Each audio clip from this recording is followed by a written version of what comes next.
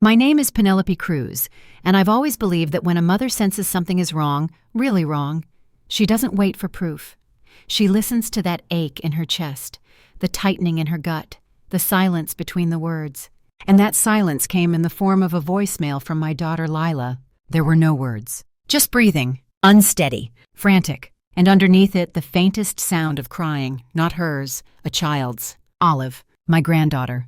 The message came late on a Thursday. I had been folding laundry, half listening to an old jazz record, when my phone lit up with Lila's name. At first, I thought it was a pocket dial, but when I pressed play, my hand stopped moving. The silence wasn't empty. It was heavy, full of tension, fear. "Lila?" I whispered, even though she couldn't hear me. I replayed it twice, then a third time, and by the fourth, my hands were shaking. I called her back immediately. No answer. I sent a text. "Are you okay?" No response. Then another. "Call me, please." Still nothing. I didn't sleep that night. Every creak of the house made me jump. Every shadow looked like a warning. I stared at the ceiling until the sun came up and made the fear feel a little less suffocating. But it didn't go away. Lila had always been the strong one. Even as a little girl, she was composed, thoughtful, quietly resilient. She had a way of smiling with her eyes and hiding the rest. It worried me sometimes, how easily she absorbed pressure without showing the cracks. She met Carter in college. Tall, polished, confident. The kind of man who shook your hand with both of his and asked questions that made you feel like you mattered. People liked him, a lot, and that was part of the problem. When they got married, I wanted to believe in the fairy tale. He made good money in finance. She started teaching art at a local school. They bought a beautiful house, had Olive. On paper, it looked perfect. But over the years, there were moments, tiny, fleeting ones, where something felt off. Lila would pause before answering questions. She'd glance at Carter before speaking. Her voice would shrink if he was in the room. Nothing I could prove, but something I couldn't ignore. I decided to visit the next morning, unannounced. That wasn't like me. I respected space, respected boundaries. But this wasn't about boundaries. It was about fear, and that voicemail played on repeat in my head. When I arrived, Carter greeted me at the door with a smile that didn't quite reach his eyes. "Penelope, what a surprise." He opened his arms for a hug. I hesitated, then gave in. His cologne was the same, expensive, overwhelming. "I was in the neighborhood," I lied. He nodded. "Lila's upstairs with Olive. Come in." The house was immaculate, not in a cozy, lived-in way, in a sterile, museum kind of way. Like everything was curated, controlled. Lila came down a few minutes later, holding Olive. She looked tired, too tired. Her smile flickered. "Hi, Mom." I reached out and touched her arm gently. "Hi, sweetheart." She didn't flinch, but she didn't lean in either. Olive reached for me. I took her and kissed her chubby cheeks. She smelled like baby lotion and applesauce. Lila sat down across from me, her eyes darting toward Carter as he poured coffee for all of us. He spoke about work, golf, the weather. Not once did he ask why I was really there. And Lila? She stayed quiet. Too quiet. After Carter left the room to take a call, I leaned forward. "Lila," I said softly, "I got your voicemail." Her eyes widened slightly. Then she looked away. "What voicemail?" "The one from last night." She shook her head. "I didn't call you." "Sweetheart." "I didn't," she repeated louder, firmer. Then she whispered, "Please, not here." I froze. She reached for my hand under the table. Her fingers were cold and trembling. Carter returned a few minutes later, all smiles again. I made up an excuse to leave, said I had an appointment, promised to call later. He walked me to the door. Lila didn't, and when he closed it behind me, I stood there for a full 30 seconds, listening. No footsteps. No sound, just a silence that felt like a locked door. I called my son Jonah on the drive home. He lived 2 states away, worked in IT, and always had a way of keeping a level head even when mine was spinning. He picked up on the first ring. "Hey, Ma, everything okay?" "No," I said, "it's Lila." Jonah didn't hesitate. He got in his car that night and drove straight to my place. 10 hours on the road. No complaints, no questions. Just the kind of quiet urgency only a big brother could understand. When he arrived the next morning, I hugged him like I hadn't in years. "I'm glad you're here," I said.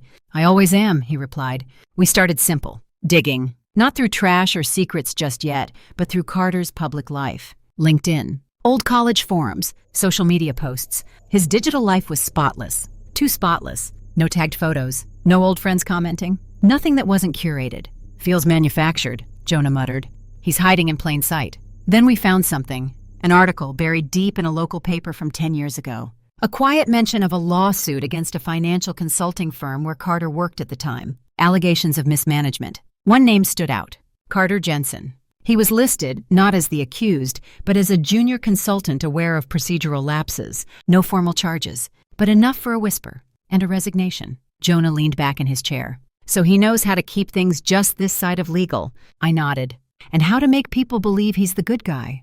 We printed what we found and tucked it into a folder labeled C. It wasn't much, but it was enough to know we weren't wrong. Lila was in a cage, one with invisible bars, and Carter was holding the key. That night I texted her. Just one sentence.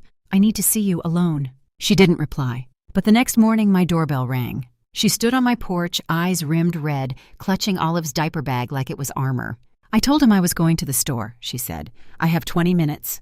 I pulled her inside and locked the door behind us. She didn't speak for a full minute. Then, in a shaky voice, she said, I didn't mean to call you that night. I know. I dropped my phone while I was trying to stop Olive from crying. I think it dialed you. That message, I whispered. It didn't sound like nothing, Lila.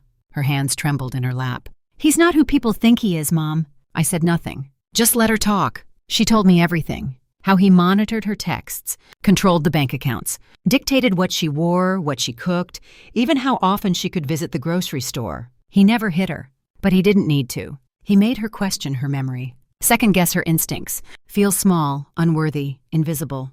I don't even know who I am anymore, she whispered. I reached for her hand. You're my daughter, you're Olive's mother, and you're not alone. She broke down, sobbed into my shoulder like she was 5 again, and I held her like I'd never let go. When she left, I gave her a burner phone. Hide it, I said. Use it only if you're in danger or ready to leave. She nodded, tucked it into the lining of Olive's bag, and disappeared back into the illusion. Jonah and I spent this next week building a safety plan. A stash of cash, an overnight bag, legal advice. We weren't waiting for things to get worse. We were preparing for when Lila was ready, and that moment came sooner than we expected. The call came at 2:17 a.m.